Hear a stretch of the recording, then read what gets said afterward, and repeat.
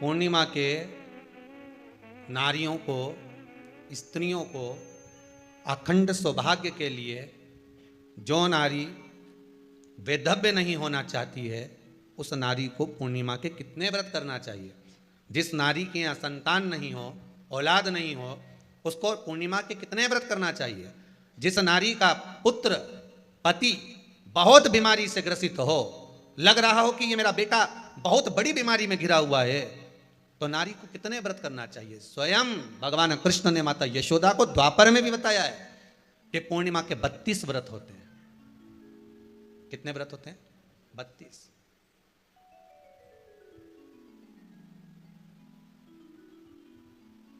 स्वयं भगवान कृष्ण यशोदा रानी को, माता यशोदा जी को भी बता रहे हैं 32 व्रत।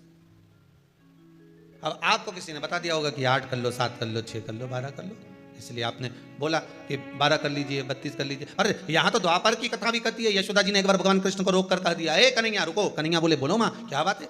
कन्हैया जरा रुकिए, इधर आओ जरा। भगवान कृष्ण आए। हाँ मां बोलिए। किस जगह का प्रसंग है ये? जिस समय पर राधा रानी कुरुक्षेत्र में नंद बाबा और यशोदा जी को लेकर कुरुक्षेत्र के कुंड में, ब्रह्म सरोवर में स्नान कराने के लिए लेकर जाती है, ग्रहण का समय पर। और जब भगवान कृष्ण उस कुरुक्षेत्र के उस सरोवर में स्नान करने आते हैं, तब यशोदा जी ने अपने लाला से प्रश्न किया है, पूछा है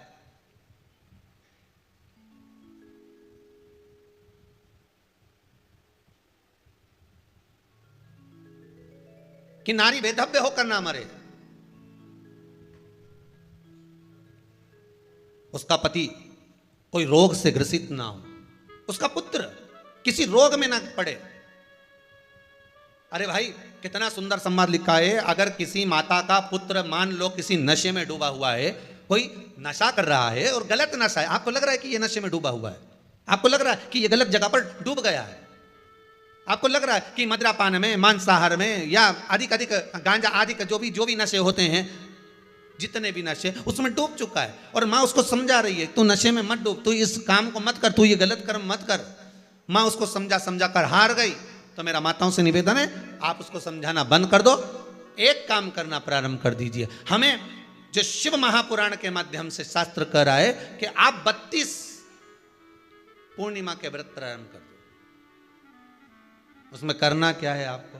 केवल जिस दिन व्रत रहे, रात्रि के समय पर कोई भी मीठा, कुछ भी सामग्री आप चंद्र की रोशनी में, चंद्र को अर्घ देने के बाद, पूजन करने के बाद उसको रखो, और वही सामग्री जो नशा कर रहा है उसको पूर्णिमा के दूसरे दिन उसको खिलाओ।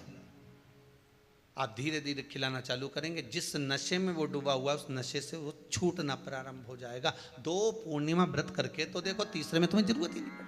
धीरे धीरे आप रुक, वो छूटना प्रारंभ हो जाएगा। स्वयं भगवान कह रहे हैं, यशोदा मैया ने कन्हैया को रोक लिया कुरुक्षेत्र के उस मैदान में, और भगवान कृष्ण का दर्शन माता यशोदा जी करी। बहुत बहुत दिनों के बाद माँ को, आज माता यशोदा को लाला का दर्शन हुआ, बहुत समय के बाद, जाने के बाद, बहुत समय के बाद।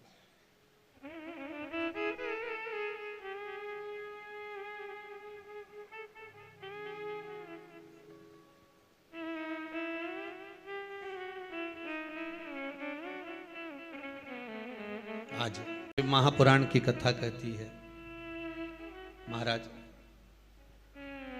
पूर्णिमा का जो चंद्र है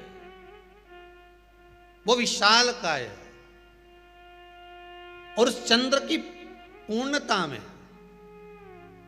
हमारी अभिलाषाएं भी पूर्ण हो। आप आस्था चैनल के माध्यम से जितने लोग कथा सुन रहे हैं, फेसबुक यूट्यूब पर जितने कथा सुन रहे हैं, और कुबेरेश्वर धाम में जितने कथा सुन रहे हैं, आप में से कितने लोग हैं जो पूर्णिमा का व्रत करते हैं? जो माताएं करती हो जरा हाथ उठाइए। पूर्णिमा का व्रत जो करती है, करते हो ना आप लोग? रखिए हाथ। अब पूर्णिमा के व्रत में आपने कई बार किताब पढ़ी होगी पूर्णिमा की, या आपने व्रत किया होगा, या पूर्णिमा का व्रत आप धारण करे होगे, तो उसमें पूजन कौन से भगवान की होती है? पूर्णिमा के व्रत में किस भगवान की पूजन होती है? तो कहा पूर्णिमा के व्रत में केले के खंभ लगाकर पूर्णिमा का जो उद्यापन होता है, पूर्णिमा की जो पूजन होती है, उस पूजन में शंकर और पार्वती की पूजन की जाती है, शिव और नारायण की पूजन करी जाती है, शंकर और पार्वती का स्मरण किया जाता है। किसकी पूजन होती है? शिव पार्वती।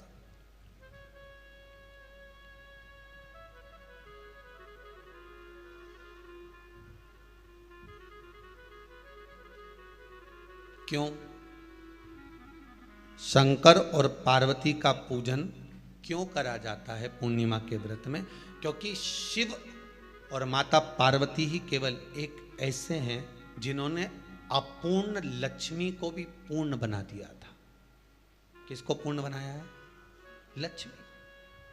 शरद पूर्णिमा के दिन अगर आप शंकर भगवान को एक लोटा पानी अगर शिव को समर्पित कर रहे हो, श्वेत पुष्प को रखकर शंकर जी के ऊपर सफेद फूल को चढ़ाकर अगर एक लोटा जल भी, एक पात्र जल भी शंकर को समर्पित कर रहे हो, तो ये लक्ष्मी के लिए ही तो कर रहे हो।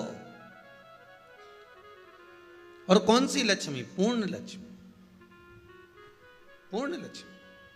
आपको पहले भी कथा में कहा, एक बार भगवान विष्णु के सामने लक्ष्मी मैया ने बहुत तेज स्वर में कह दिया था, नारायण, दुनिया के लोग आपका नाम जपते हैं, दुनिया के लोग नारायण नारायण कहते हैं, दुनिया के लोग आपका भजन करते हैं, पर सत्य मायने में कहूं ना तो मेरे बिना दुनिया के लोगों की नहीं चल सकती, मेरे बिना दुनिया नहीं चल सकती, संसार मेरे बिना नहीं चल सकता। भगवान विष्णु ने कहा, ये तो गलत है लक्ष्मी आपका कहना।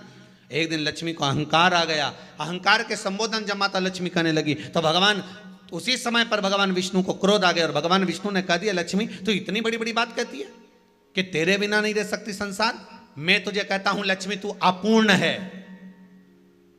तू अपूर्ण है, तू पूर्ण कब हो गई?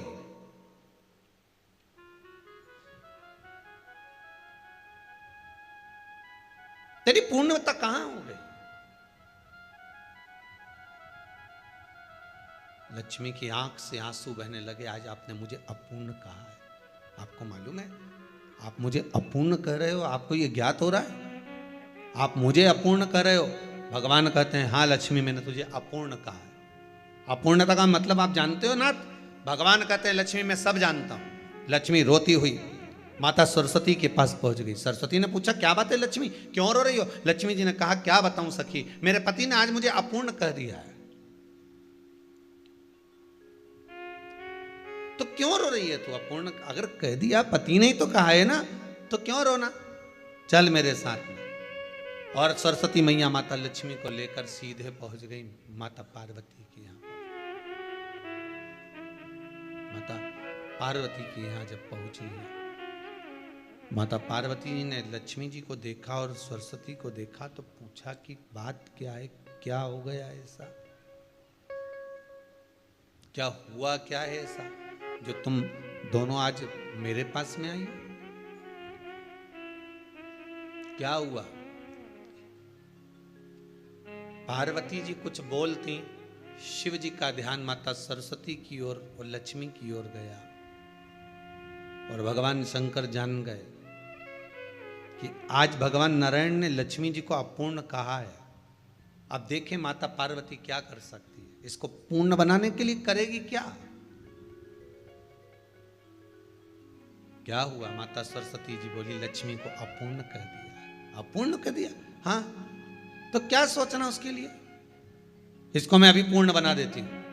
माता जगत जननी पार्वती ने गोदी में विराजमान गणेश जी को उठाया और उठाकर लक्ष्मी जी की गोद में दे दिया। ले लक्ष्मी, आज से तू पूर्ण हो गई।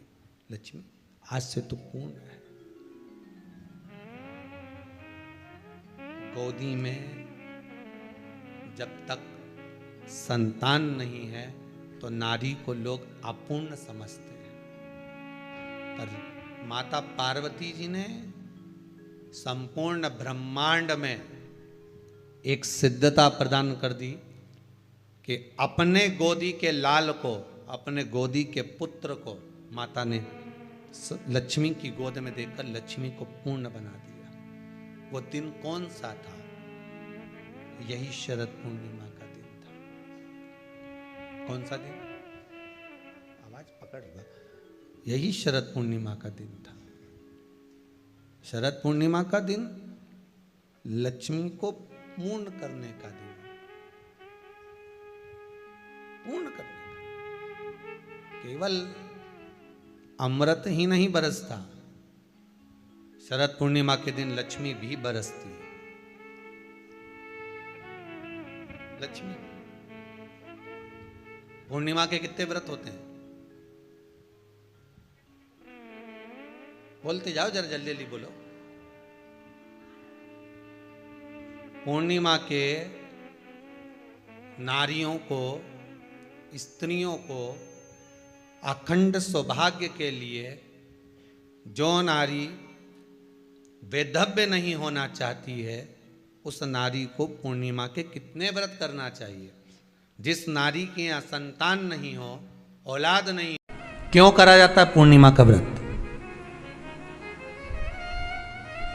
पूर्णिमा का व्रत करने का कारण क्या है बताइए?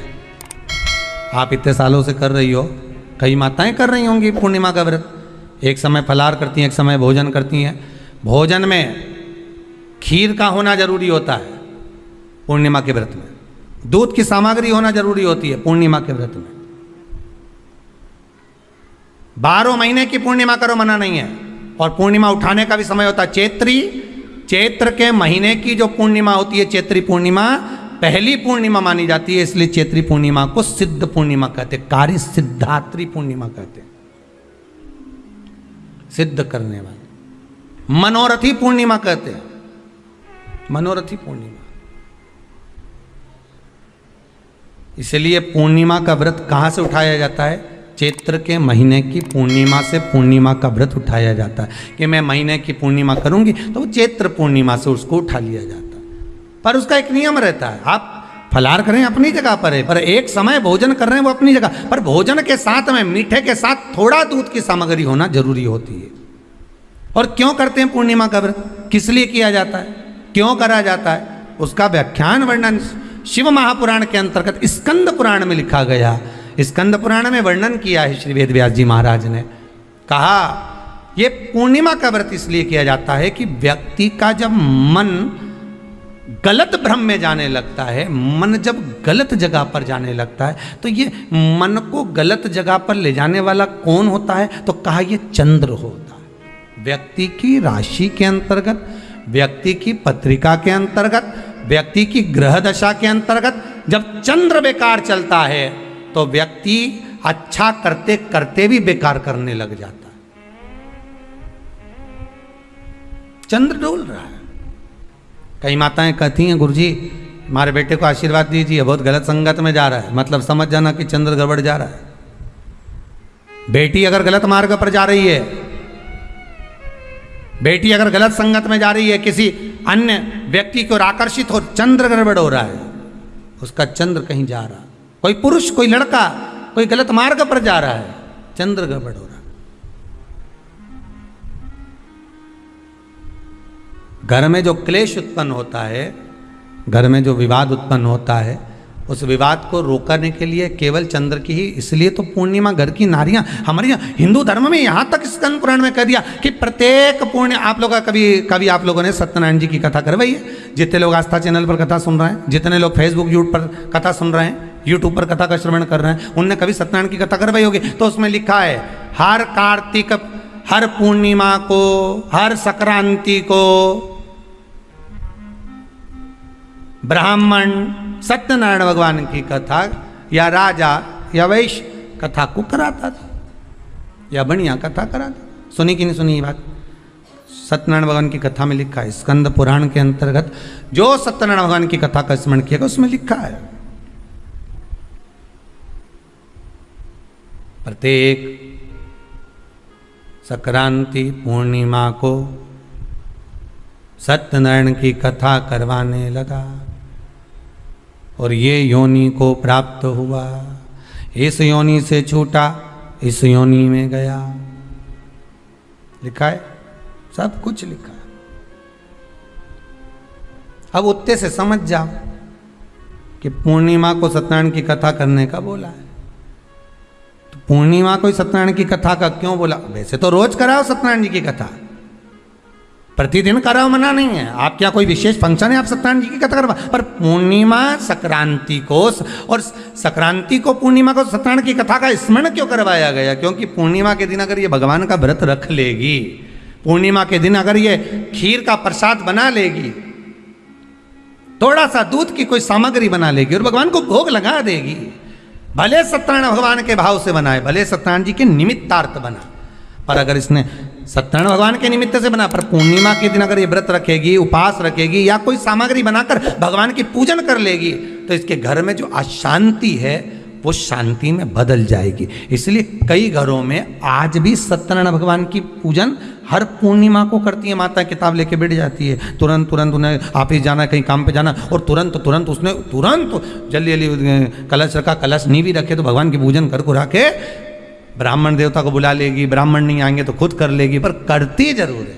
इतना सा आटा सेक लेगी, पंजेरी बनाई, सीरा बनाई, मिठाई रख दो, कुछ भी करेगी पर सत्यनारायण की कथा कर ले, उसका मन लग गया उसमें। मतलब पूर्णिमा को करना है, उसको करने से क्या होता है? शांति रहती है, शीतलता रहती है। जिसके घर में हर महीने की पूर्णिमा को खीर बनती हो, ध्यान दीजिएगा, बहुत सुंदर संवाद चल रहा है, बहुत ध्यान देने वाली बात है। प्रत्येक महीने की पूर्णिमा को जिसके घर में दूध की सामग्री बनती हो, दूध की सामग्री तैयार होती हो, खीर प्रसाद तैयार होता हो, उसके घर में कभी क्लेश नहीं हो सकता। चाहे सास बहू एक दूसरे के सामने वो कहे ना, वो सांप और नेवले की लड़ाई क्यों ना, फिर भी शांति हो जाती है। पर प्रत्येक महीने की पूर्णिमा होना चाहिए। ये नहीं कि तुमने एक महीने की पूर्णिमा पे बना लिया और दूसरे महीने की पूर्णिमा को गायब कर दिया। फिर किसी ने कह दिया आज चूरमा तो बन रहा है, दाल बाटी तो बन रही है चूरमे के साथ में, लड्डू बन रहे हैं, तो काय को खीर बना रही हो? तो तुमने अब वो खीर प्रसाद